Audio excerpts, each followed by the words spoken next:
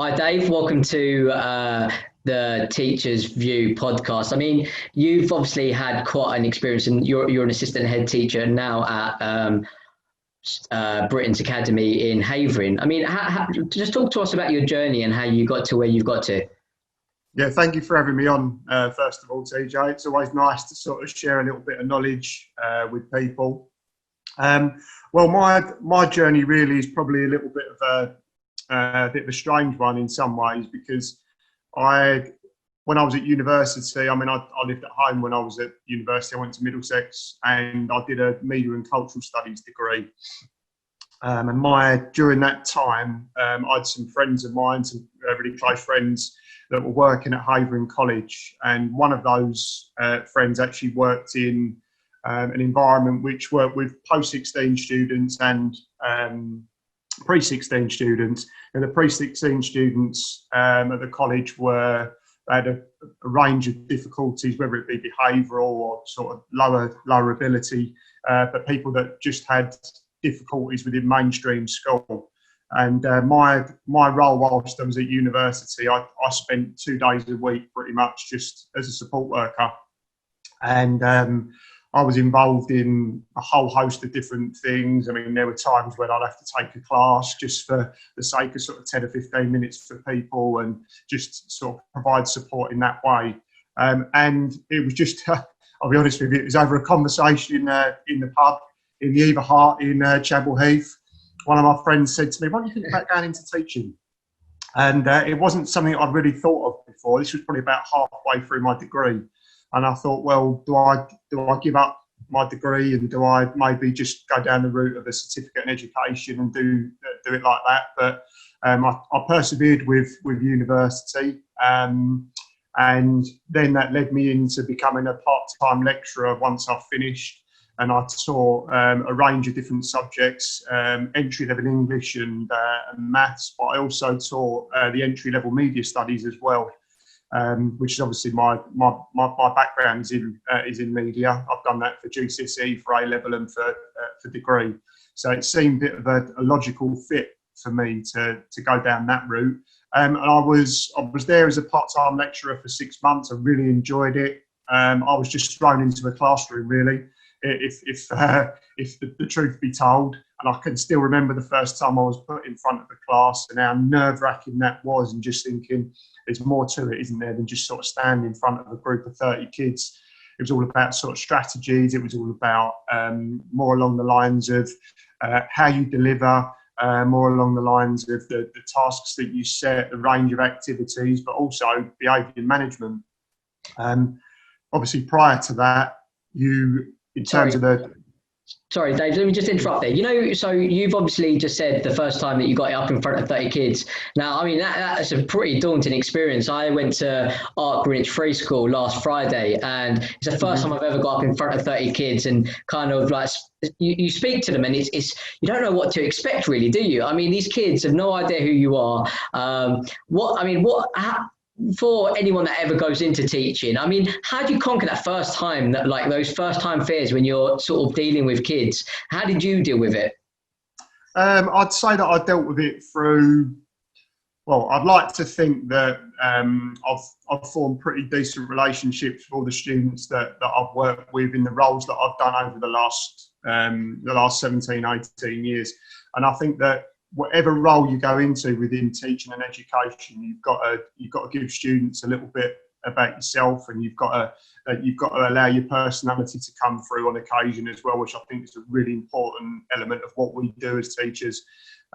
It's about emphasising the fact that not only do you go down the route of sort of things like discipline and behaviour management and stuff like that, but forming those bonds and those relationships with students, obviously on a professional level, I think is an integral part of everything that you do. I mean, if I just think this year, going into the classroom in a new school for myself for the first time, that's what you're doing from day one, aren't you? You're building relationships. You're getting the kids to trust you. You're getting the kids to find out what the ways in which you work, and just sort of being able to develop that relationship whereby they can seek you out for whatever reason. And again, the importance of trust, I think, can't go or isn't underestimated in any way, shape or form. Yeah, but how do you get them to buy into you? I mean, like, because you've probably seen so many teachers over your sort of years of experience. Like, what do the teachers that make it do compared to the ones that don't? What do they do different? That's a really interesting question. I think certainly you've got to have a passion and a love for your subject.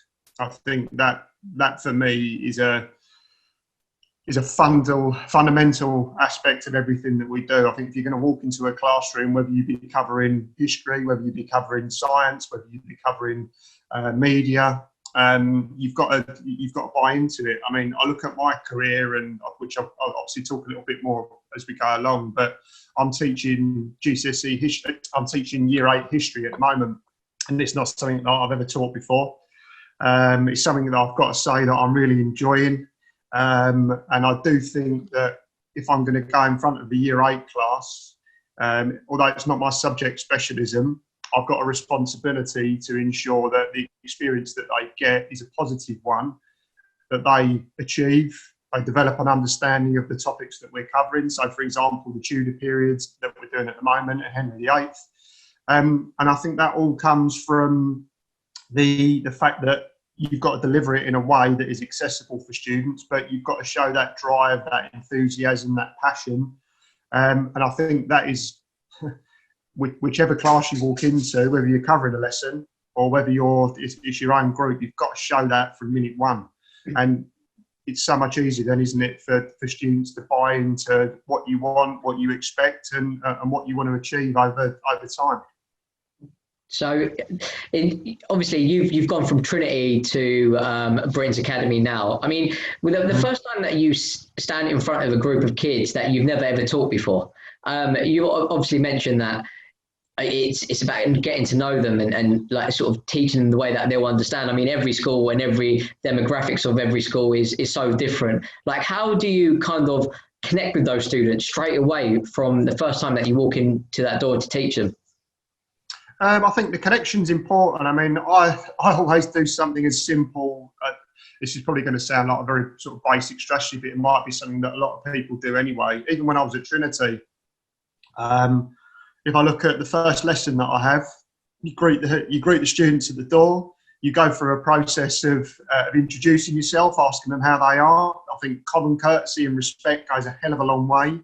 And again, if the students see that you respect them, you're going to get that back. But another strategy that I always use is basically when the students come in, I've already devised the seating plan.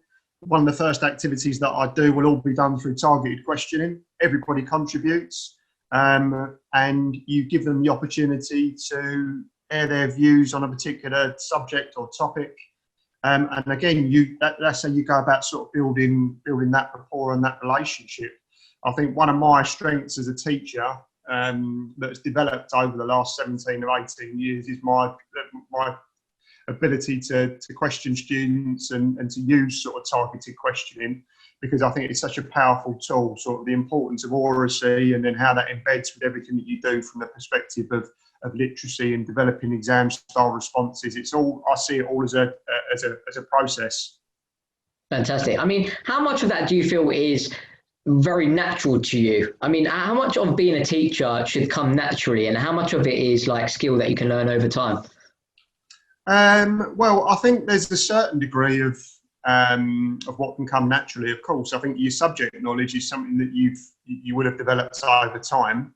But I think back to the fact that everything that I've done in my career has just been a gradual progression, in the sense that I'm lucky enough and very fortunate to have been given a whole host of different opportunities.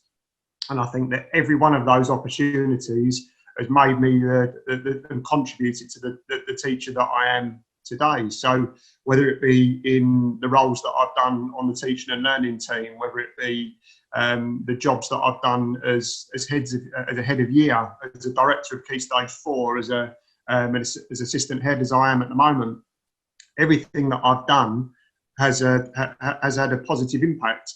I look at it in the sense that every role that I've ever done, I've never been given.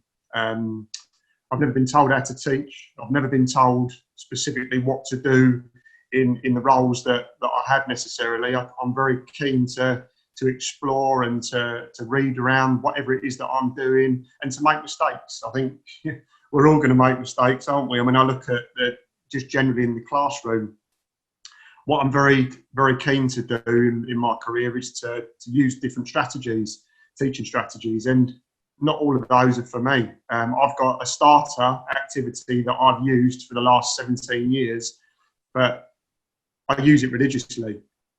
I use it every lesson. I do it all through targeted questioning. Students have got basically a worksheet that they complete. It's a do now activity that takes between 7 to 10 minutes. I direct it. I get everybody to respond to it. But the way that that's been delivered over time has changed according to my practice and according to what I've seen and observed in lessons and what I see as effective practice. So when I first introduced it and delivered it, it was just given to students to complete and then they fed back. But my way of doing it now is incredibly different to what I would have done, as I said, 17, 18 years ago. Yeah, fantastic. I mean, going back to your journey then, so you've done your teacher training, you've kind of worked as a teacher, you've gone up to like sort of middle leadership, senior leadership. I mean, how have you gone from being a teacher to where you are now? And what's like been the biggest, what are the biggest challenges that you've had to face and how did you kind of overcome them? I think that probably the biggest challenges that I've had to face are, I would say, being given an opportunity, I think is incredibly important, as I said before. And I'm very fortunate the fact that having worked at Trinity for a long time, I was given those opportunities. I'm very grateful to the fact there are certain individuals that have seen something in me and given me opportunities that have allowed my skills and my qualities to sort of come to the fore. So that in itself certainly hasn't been the same in each of the schools that I've worked in. So I mean, going back to what I was saying earlier about my journey, when I started at Havering College, as I said, in 2003, I started as a part-time lecturer. I then made the progression to full-time lecturer and went down that process of completing a certificate in education. So from there onwards, really, I would say that as soon as I got that qualification, it was my sort of, can I put it? It was that, having completed that made me want to go and work in a school from then onwards. So in terms of the number of schools that I've worked at, I think I've only worked in, this is my fourth school in that time period. So I went from Havering College to Debden Park. Debden Park went into special measures at the time, and we saw a fairly rapid improvement over a short period. But I then left and went to Trinity. And again, I said about opportunity, and I think that in itself has been the greatest, how can I put it, the greatest adversary for me, in the sense that people believing in you, people seeing what skills and qualities that you've got and giving you an opportunity that's maybe out of your comfort zone. I look at one of the first jobs I ever did at Trinity. When I sort of progressed, I was given a job called the Good Shepherd, and it was basically providing support and guidance to Year 12 and Year 13 students within the sixth form team. So we were identifying students and we were going through the process of putting into place individual support plans which were bespoke and which obviously ultimately had a lasting impact. And then as a result of that, and as a result of the strategies that I was putting in place there and the impact that I had, I was then given the opportunity to become head of Year 12 at Trinity, which I loved. And I only did it for a year because I then went off and I left and went to Francis Bardsley. I was there for a year as head of media, and I was also given the opportunity there to be a deputy head of year. And then, like I said, I think once I returned to Trinity, that's when my career started to make much greater strides, I should say, in terms of progression. So I went from the point of view of being head of, I went there to teach economics, which is something I hadn't done before. Again, I taught A-level economics and GCSE. It wasn't my subject specialism, but it was something that I was able to learn about. I've got a real interest in that. So it was something which allowed me to develop my skill set again. And then from there, it's just been a general progression from head of year and teaching economics to working on the teaching and learning team, becoming, I was the ABLE coordinator there as well. So I was responsible for all gifted and talented provision, as it used to be called, at Trinity. And then from there, my final job at Trinity was director of Key Stage 4. So I was responsible for all students across years 10 and year 11. I had to manage a team of heads of year, 2 heads of year, and then obviously a team of form tutors. And then this job came up at Britain's. I really liked the idea, the fact that Britain's is on a journey to good. So I was keen to be part of that. Of course, for me, it's a lot more local to my home as well, which is an important part of it, of course. But I think it's a really good challenge. It's something that I'm really geared towards helping the school improve. Perfect. I mean, so you've obviously gone from, so I know Trinity School. Trinity School is an outstanding school, isn't it, in Redbridge? It's got fantastic academic results. The kids aren't massively bad. They're not badly behaved necessarily, are they? And they tend to have really good strategies in place. They're very selective in the teachers that they bring on at the school, aren't they?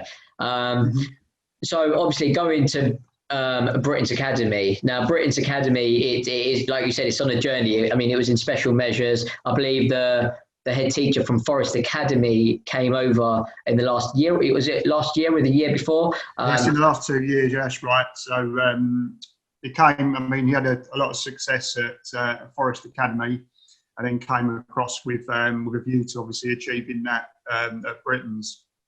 So I'm actually, I'm employed by the trust. So the good thing that I liked about the role that I've got at the moment, sort of assistant head, was the fact that I was going to be put into Britain's for a period of time to support that improvement.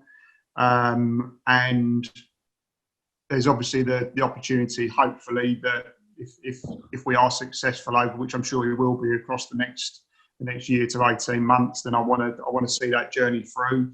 But in terms of the trust, we've also got Hall Mead within our trust and Bower Park. So Bower Park is also, as I'm sure you've probably been told with some of the interviews that you've had, is a good school now, and they had similar difficulties and issues to ourselves. But like I said, I'd see it as a really exciting opportunity. Yeah, it's something which really excited me when I looked at the application, which is almost a year ago now. I think December time I applied for the job and was successful. But absolutely. Going back to your initial question, I think just the fact that opportunity is so important. And again, whichever walk of life you're in, whether it's teaching, whether it's any other profession, you've got to have people that do give you opportunity and see and believe in you in terms of what you want to achieve. But ultimately, your success and how well you do in your job is guided by your work ethic, your attitude, the way that you manage people, and just having a vision as well is incredibly important. Absolutely. For anyone that doesn't know what it takes for a school to be in special measures, what does that actually mean in layman terms? Well, in layman terms, I would just say that the quality of teaching and learning is ineffective. Yeah. So if you look at any Ofsted reports across schools that maybe are in special measures or inadequate, the fundamentals of what makes a good school is the quality of teaching and learning. So if you look at, as I said, my role at Trinity and been involved with some fantastic practitioners over that time in a variety of different departments, working with people that I think, if you look at sort of Trinity over a period of time, an outstanding school, it doesn't stand still and it's not stagnant, and you're looking to improve constantly. You're setting challenging targets. You're making sure that schemes of learning and the strategies that are used are constantly reviewed and bring the best out of pupils. So I think that in itself is what maybe compares a school that is in special measures with something that's outstanding. It's just ultimately the quality of the teaching and learning, but also you've got to go back to the fundamentals, such as the quality of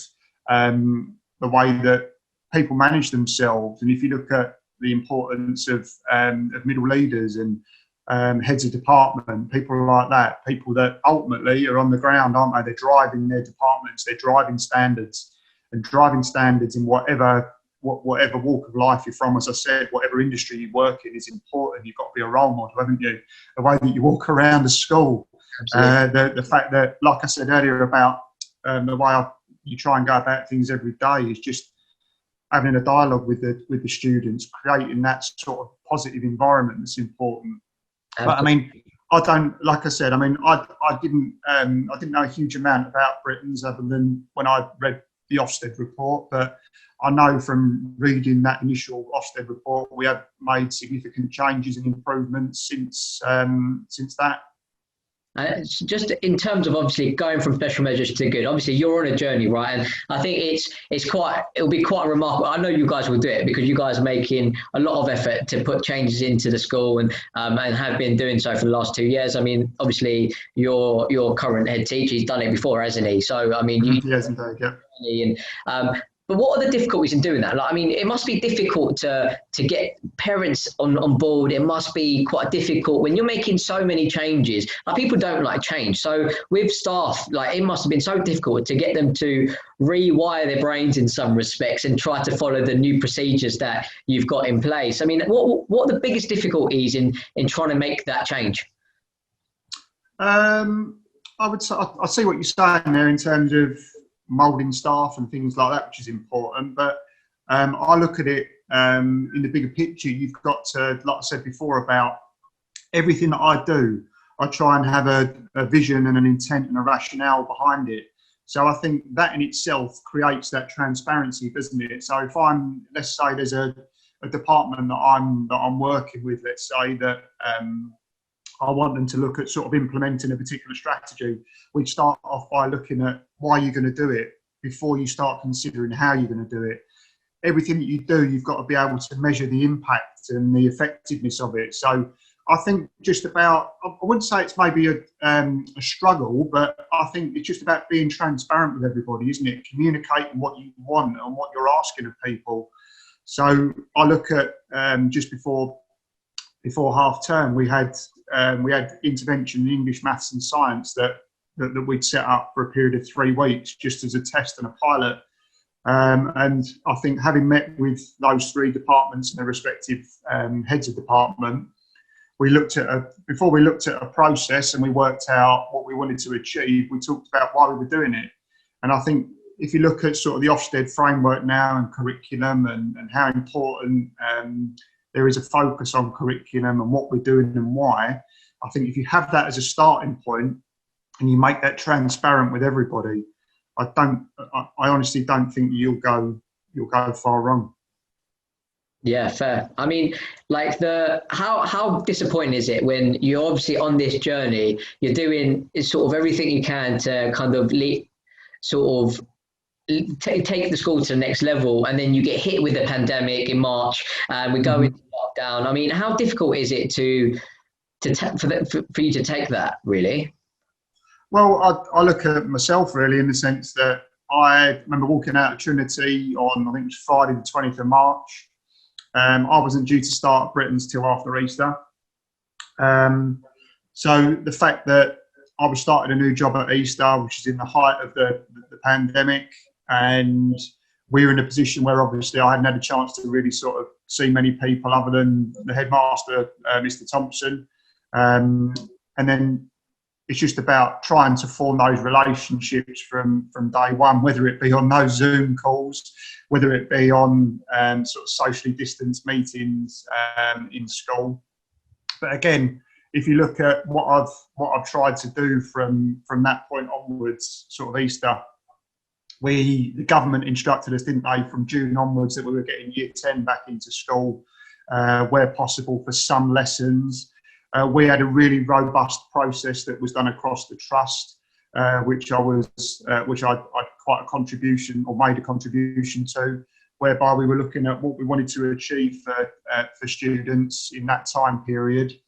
And I think we looked at a starting point of each department working out in year 10 what were the key areas of learning that students should have covered during the lockdown.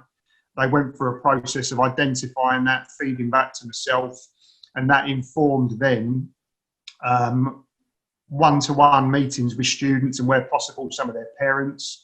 We looked at obviously what issues and reservations they had about coming back to school, if there were any gaps in knowledge that they were worried and concerned about. And that then ultimately fed into getting students back in to be involved in lessons in some way, shape or form. So I think that although the pandemic has been difficult, and we've had to go, I think most schools you'll find have had to go through a process of evaluating the methods that they've used, particularly in things like virtual learning and things like that. I think it's a case, in some ways, it's had to be a sort of trial and error, hasn't it? So if you're using a particular strategy and it's not working, it's about correcting and amending that and making sure that what you do does have an impact. Fantastic. I mean, it's a very difficult time in general, and I think one of the reasons I wanted to do this podcast, I mean, I told you previously, is to really get an understanding of how much work teachers do. You know, I mean, there's a lot of talk about how much NHS have done, but teachers are also on the front line, you know, and they're risking their lives every day. Coming back in September, how difficult was that transition? I mean, obviously you didn't know the kids necessarily when going into September. So they were obviously like, look, this is a new assistant head. How difficult is it to get them to do what you want them to do, build that relationship, but in a way that you've got a social distance and keep them in check?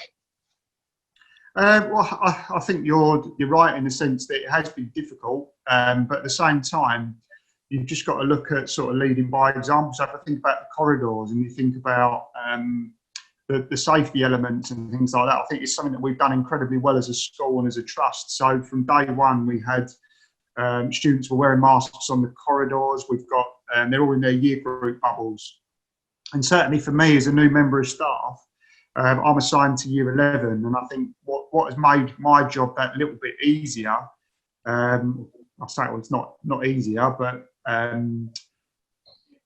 little bit easy to adjust in the sense that where I've been in this bubble with year 11, I've had the opportunity to sort of speak with students on a one-to-one basis at lunchtime, at break times, as well as teaching a year 11 group as well. We've done all of our assemblies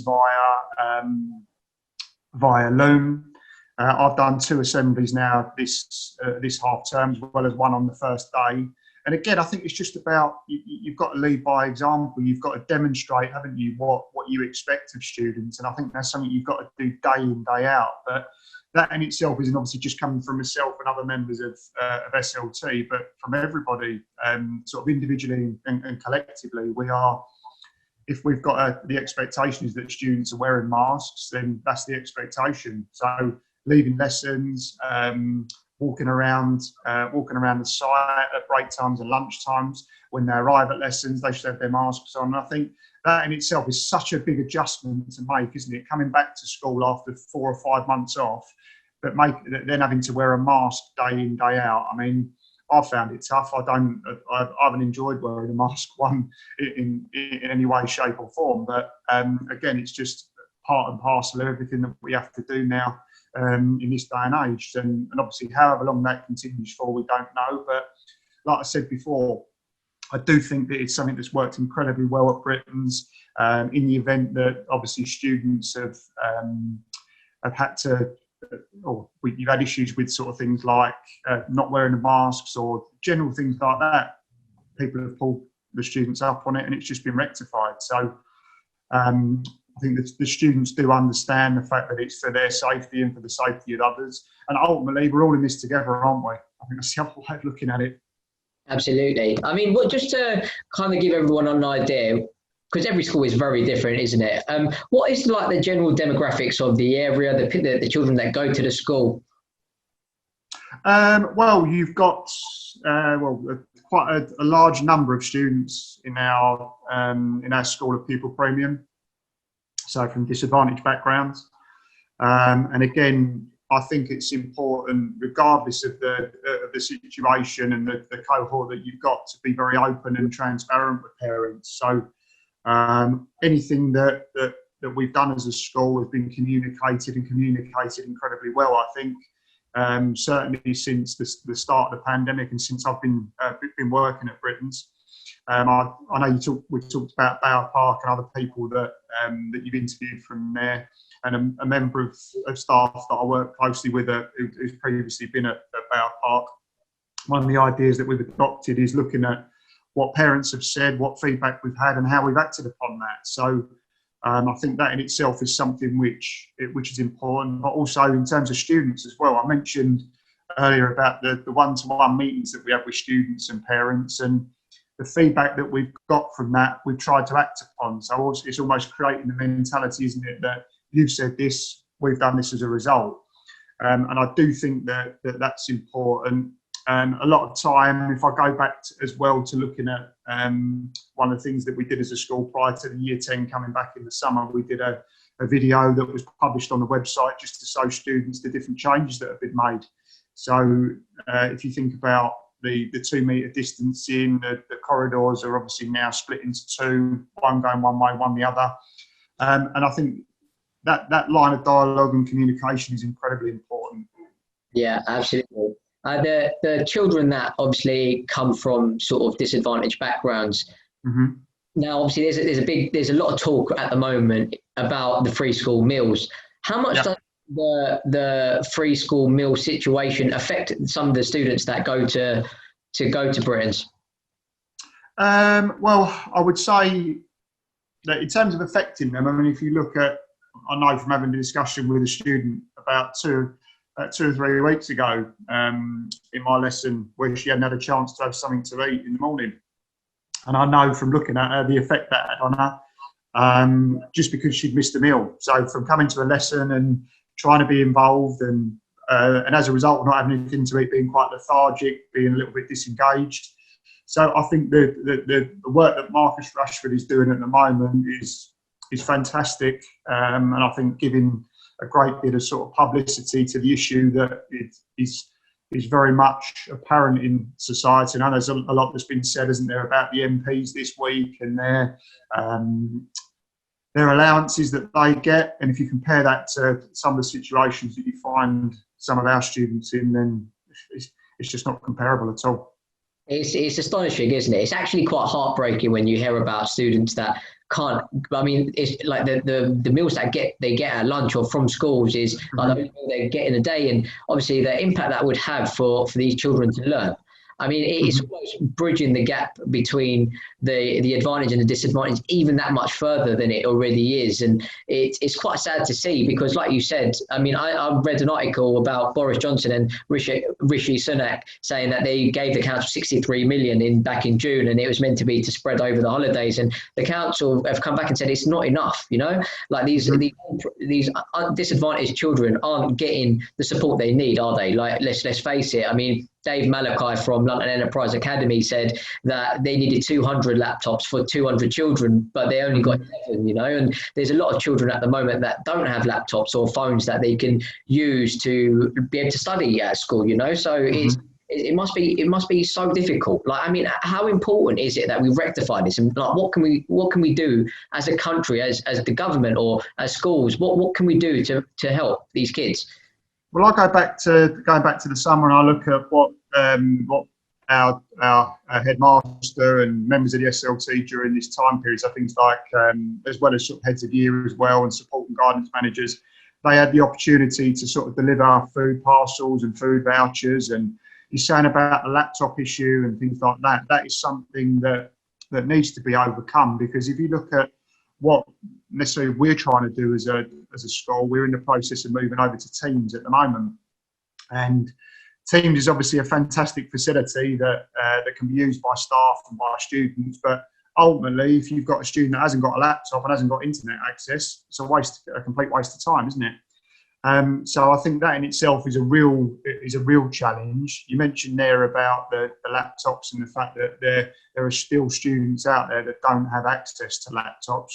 But I mean, it's a it's part and parcel, isn't it? It's a fundamental element of in use of IT and use of technology is a fundamental aspect of education, whichever way you look at it. And I think that going back to what I said earlier about I don't think the government have got a choice here, really. I mean, I do think that, if you look at for example, I was reading an article the other day as well about Sky and about how they were talking about how they've changed their pricing strategies and for the football games now. And they're now charging £15 per game on top of what people should already be paying, just so that people can stream games. I think it was the Newcastle supporters that raised, I can't remember how much money it was now, but instead of paying that £15 to watch the Newcastle Man United game, they donated a load of money to food banks and to other charities. And I think if you've got people in society that feel incredibly strongly about these sort of initiatives, then the government are going to have a rethink and in terms of their approach, because we look at these students, we've got kids in 7, 8, 9, 10 and 11. You've got students in year 11 at the moment who have been incredibly disenfranchised because of the situation that has unfolded. And the fact they are now going to be doing exams this year, having missed 4 months of education, some of those students haven't got access to free school meals because of the government's view on that. What more can you do this is the future of our economy, whichever way you look at it. These people are going to be entering the workforce from next year, some of these students. I mean, if you look at in terms of apprenticeships and so on, and we want to be equipping them in the best way possible to ensure they're successful in whatever careers they go into, but ultimately to make sure that they have an impact in later years. And I think if at the moment there isn't a degree of substantial change, whether it be for the free school meals, whether it be from the point of view of ensuring that everybody's got access to the necessary technology and so on. And I'm not talking about 30 or 40% of the year group, I'm talking about everybody. And if the government want to see that positive change in the future, then they've got to make sure that those steps are put in place.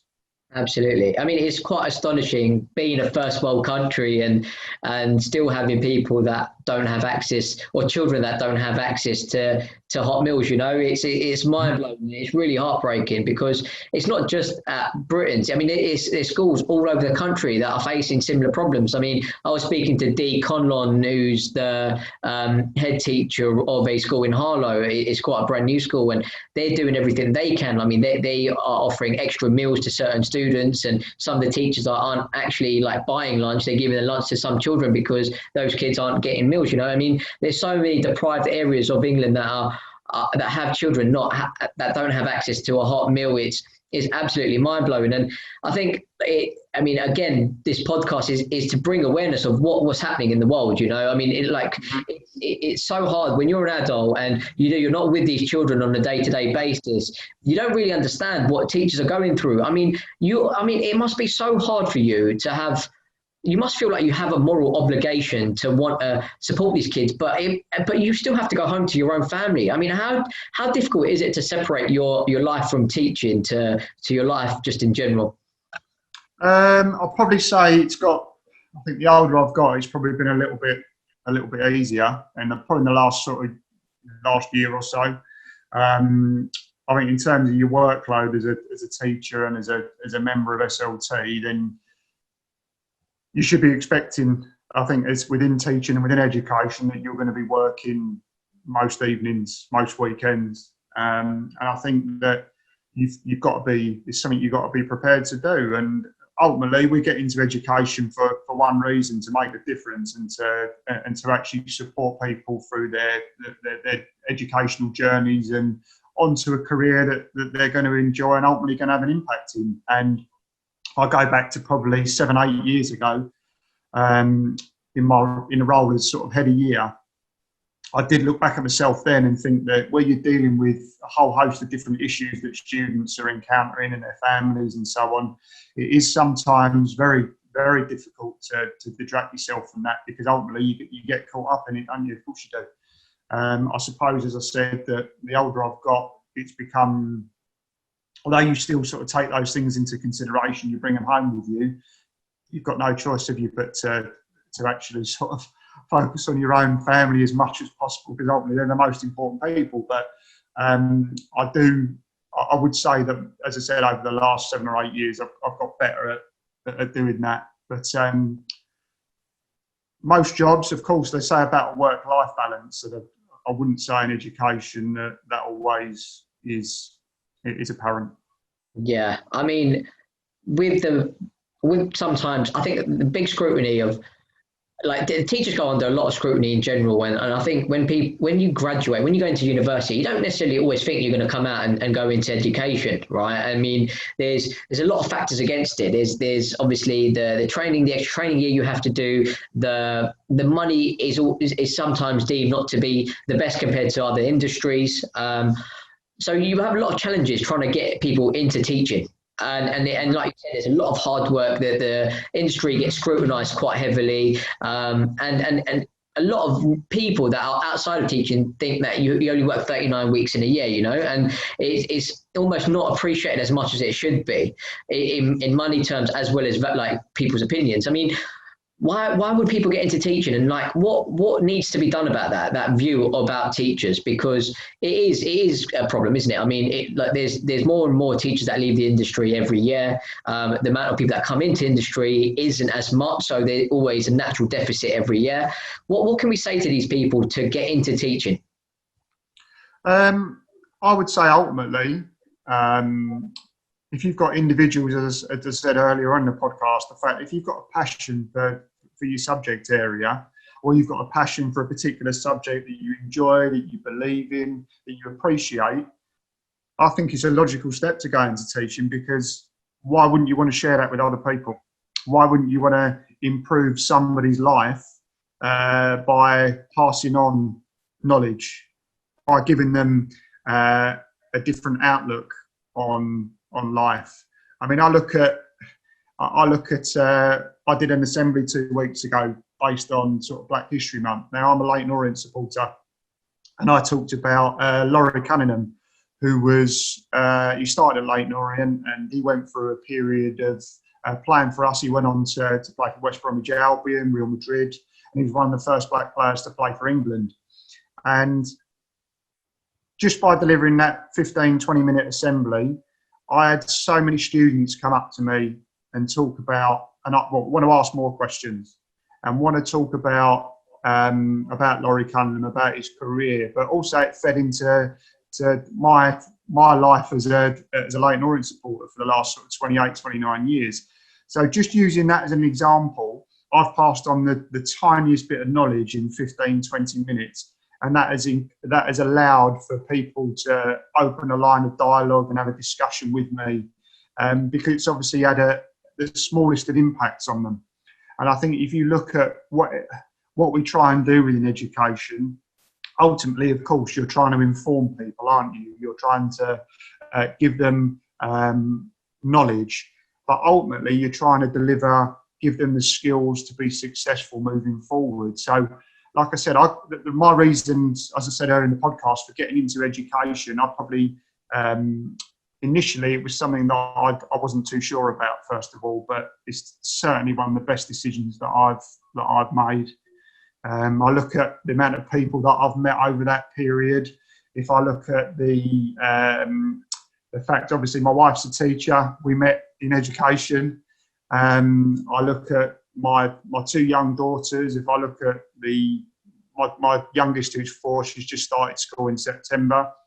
7 weeks ago, she wasn't able to formulate a series of words in a sentence. I look at the change in her, having sat at the dinner table yesterday, being able to write the alphabet, being able to sound and pronounce words correctly. Not that she couldn't do all those things before, but she's now doing it sort of consistently. And look at that in the space of 7 weeks. And I look at, you've just got to take into consideration the fact that ultimately you've got to make sure that you get into education for the right reasons. We go into it to ultimately make a difference, don't we? And we go into it to change people's lives, not to change people's maybe thought processes and their views on things, but you're doing that to enhance them. Going back to that assembly that I was talking about with Laurie Cunningham, that there was a young lad came up to me and started speaking to me about a couple of West Ham players that I think it's talking about Paul Ince and a couple of others that had experienced sort of racial discrimination, but he'd never heard of Laurie Cunningham before. And like I said, it's simple things and little things like that that you find have the most noticeable difference. Those boys that I had the conversation with last week will be able to come and have a conversation with other people about that and then pass that knowledge on. Whether they're at a game of football, whether they're at school, whether they're wherever, they'll be able to pass that information. So I just sort of, in the simplest of terms, everything that we do allows us to pass on knowledge that's going to impact somebody else's life. Fantastic. No, that's really, really good advice. I mean, it's anyone that's doing their PGCE at the moment, there's probably an element that they're worrying about finding a job next year, whether it be because people are probably not going to leave, or they feel like there's not going to be a lot of movement in the summer. What would you say to those people that are studying their PGCE at the moment? Well, I look at, I would say to them, first of all, think about your motivations for doing it. Why are you doing it?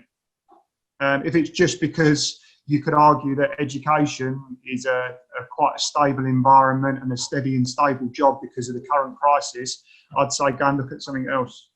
If you want to go into education and you want to, like I said before, pass on your subject knowledge, and you've got a thirst yourself for developing and learning, then it's the right career for you. I go back, as I said before, my specialism is media studies, but I've taught A-level economics for the last 10, 11 years. That's something that I've taught myself, and I've done it because I wanted to do it, because I've got an interest, and because it's something which I want to try and do sort of continually over my career.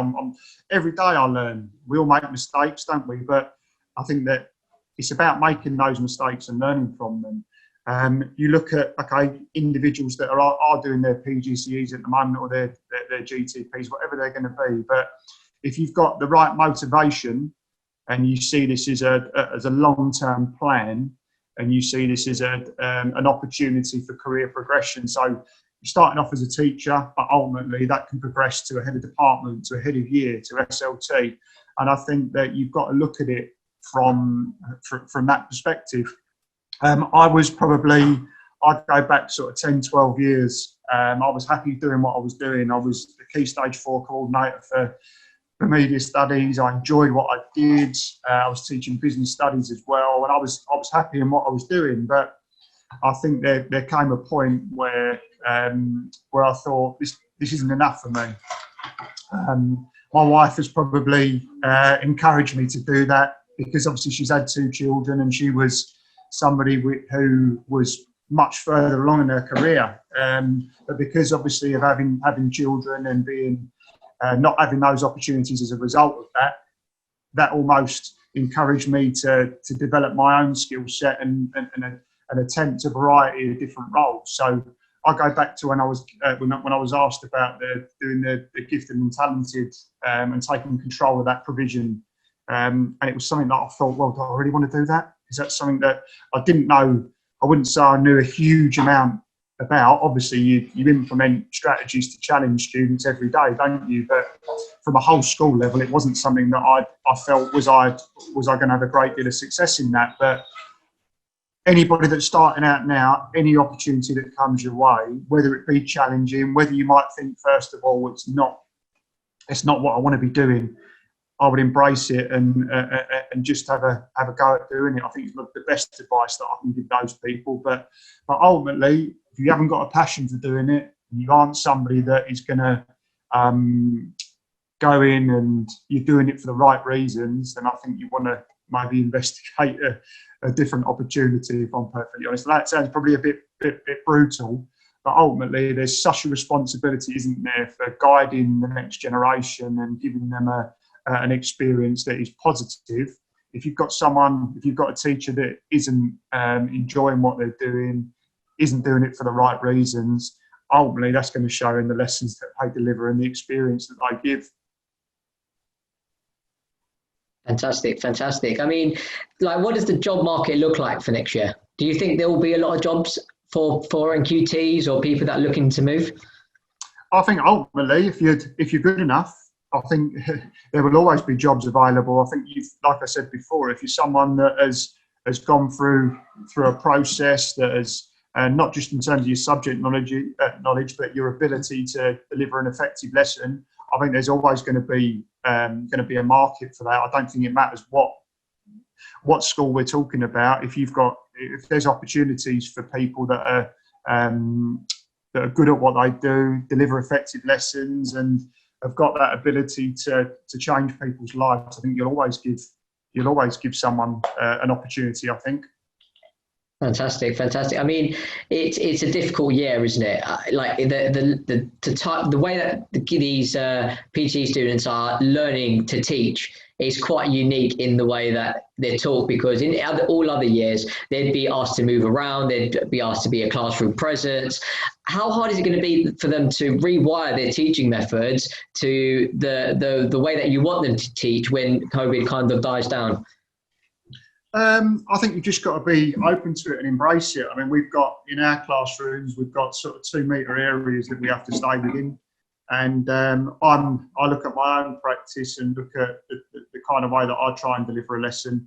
I'm constantly up and about and sort of trying to be sort of engaged with everybody and very direct, very fast paced. And I think that in itself has, being confined to that area, has been very difficult for me. But ultimately, the bottom line is that you've got to do it. So I look at it from that perspective as well. I think you've got to be very realistic about the fact that this is what the guidelines are, this is why they're in place, and this is how we have to go about delivering a lesson. It does make things more challenging, of course it does.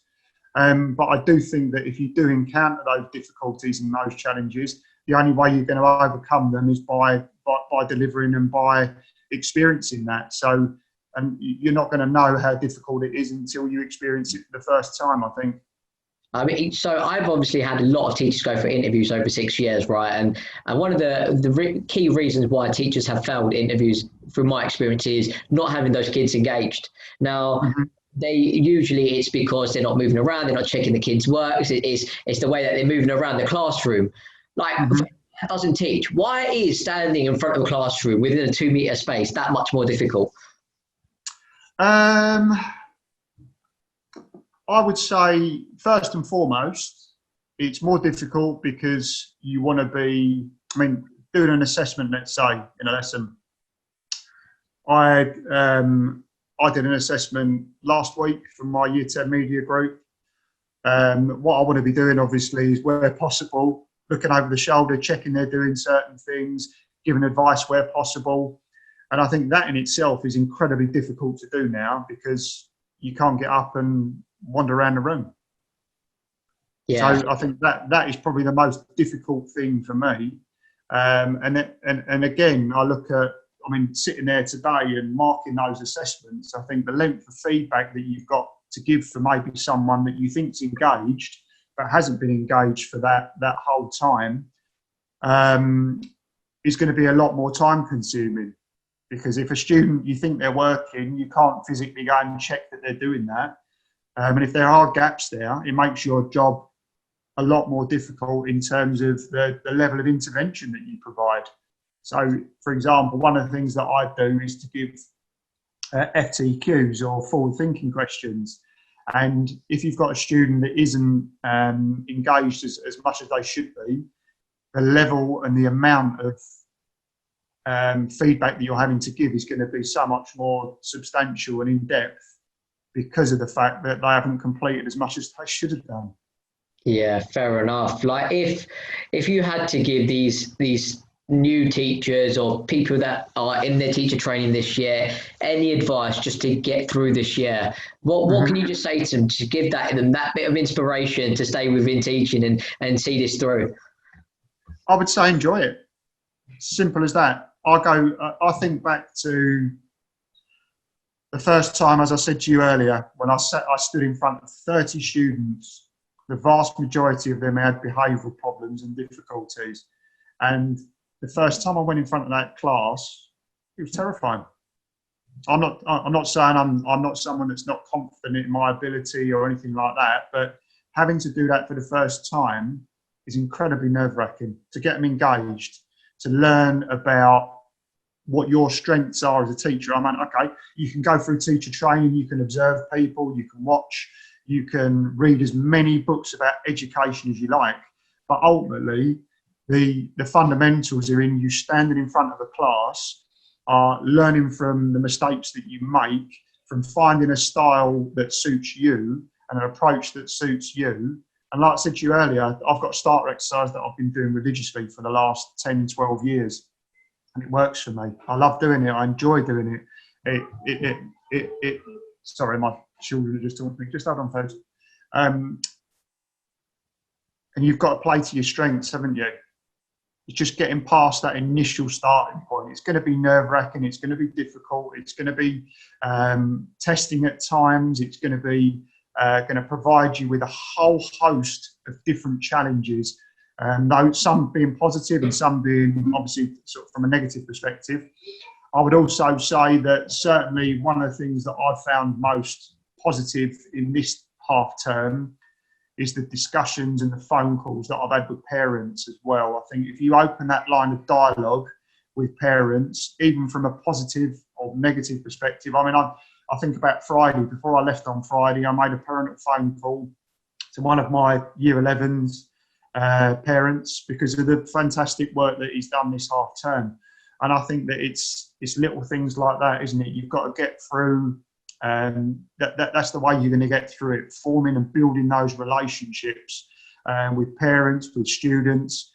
I look at working at Trinity over the time that I did, I was very fortunate the fact that any correspondence, any discussion, any letters, any emails that were sent to parents, 99.9% of those were positive and were supportive. And I think that if you can create that line of dialogue and that channel of dialogue, and again, building relationships with pupils, with their parents as well, that has such a profound effect on everything that you do. Also, as well, what I would say to anybody that's doing a PGCE is that when you get an opportunity to go and observe other teachers, to look at their strengths, to look at what they do, to look at what strategies maybe work well for them, I think you can't get a greater experience than that. Even if you go in and watch somebody and you don't think they're particularly effective, it does give you food for thought. I look at one of the things that I did at the start of this year to support staff coming back in.